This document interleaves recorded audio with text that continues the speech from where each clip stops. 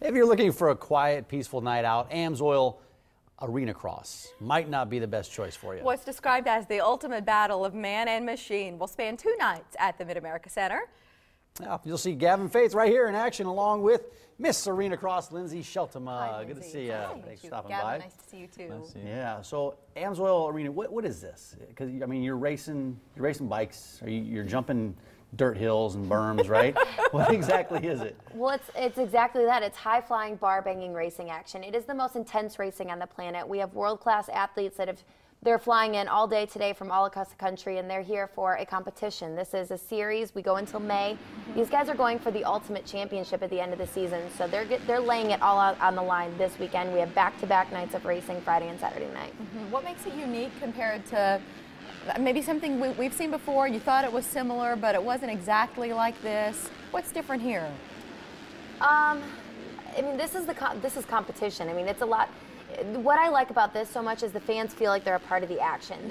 You are literally on top of the action, especially in the Mid-America Center. It's so tight and so confined that, you know, your senses are completely engaged. You see everything right in front of your eyes. You can feel it. You can feel the wind whipping across your face. They fly past you. You can smell the fumes and the excitement. And there's 16 guys. I mean, it's loud. It's exciting. It's exhilarating. Is this, Gavin, is this a little bit different than racing outdoors? Is it a tighter track, and how does that change things? Yeah, it's actually a lot tighter track, and you know, it makes for a lot closer racing. Outdoors is really spread out, and you know, you're going a little bit slower in Arenacross, but you hit a lot bigger jumps and a lot tougher obstacles. How close are you with some of those other competitors? Because to me, that's part of the danger of it. As you're making some of those turns and things, you're bumping into guys, aren't you? Yeah, too close for comfort a lot of times. So yeah, sometimes we get into each other and end up going down. But you know, it's exciting. It's fun for the fans to watch, and you know, there's going to be a lot of bar banging action, and should be good. What's the training like, though? How do you train for Arenacross? Well, it's been a long road of preparation since I was 4, growing up riding dirt bikes, and you know, we train 4 days a week during season.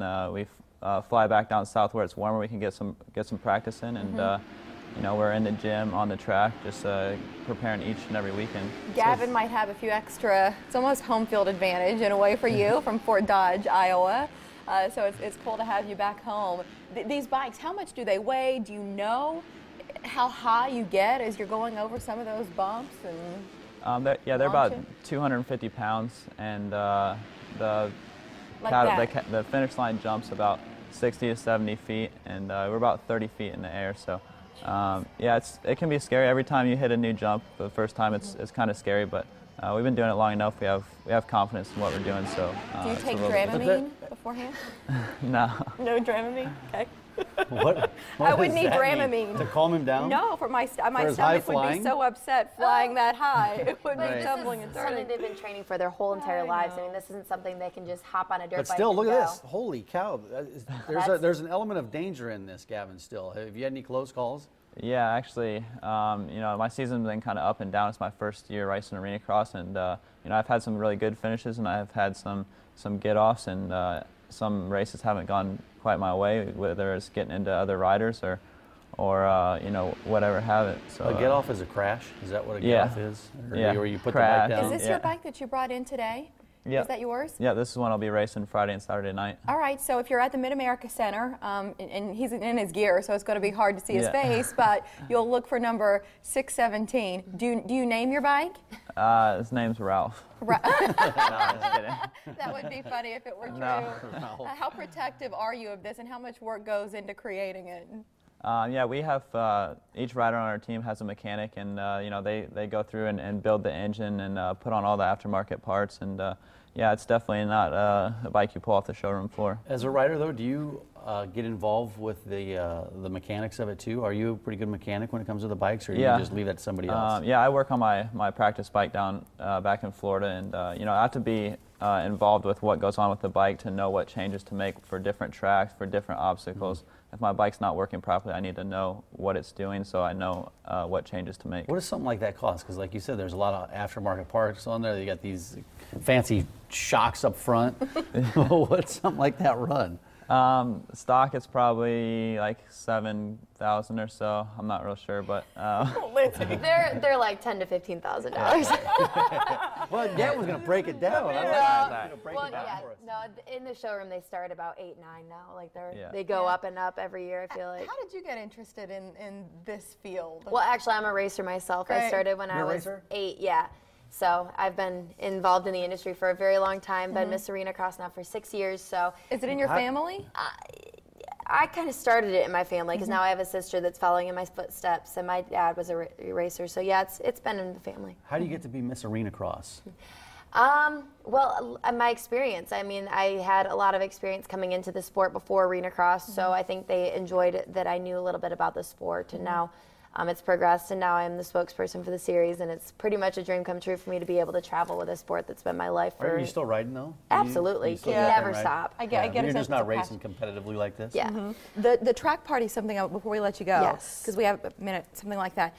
How can our viewers get in on it for free? Well, you need to have a valid ticket into the show. Then you can get in for free, actually. All you need to do is bring an empty can of Monster Energy drink, and you bring that along with your ticket to the track party from 5 to 6. One thing I like so much about Arenacross, you get to meet and interact with all the riders, see their bikes, take pictures, get autographs, all before the show starts on Saturday at 5 o'clock. Yeah, so keep this in mind, but you got to get a ticket to get in, and then you bring that empty can of Monster, then you get into the track party.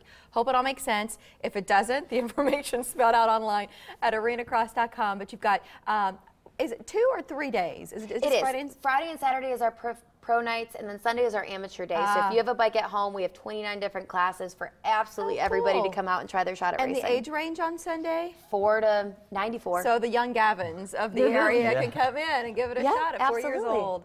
Really cool and good for families. I know folks are always looking for something to get their kids engaged. Yeah, my kids would love it. I got a 4-year-old that's got a little Harley Davidson that's electric powered. He'd love to see those things. Yeah, it'd be fun for the family. Eyes wide open, I bet. It'd be great. Thanks for stopping by this morning. Gavin, Thank you so much. Nice to see you. All right, a few days ago, we made a craft using LED lights. To get the step-by-step on those throwies, as they're called, search library in the topic bar at omahamorningblend.com. It'll be the most recent clip among those results. All right, thanks for being patient. We promised a performance by Marty Dowds. That's about 10 minutes away. And we've talked to Freddie Highmore before. He's a nice guy who plays one twisted character. Why he thinks Bates Motel has the following it does. It's next.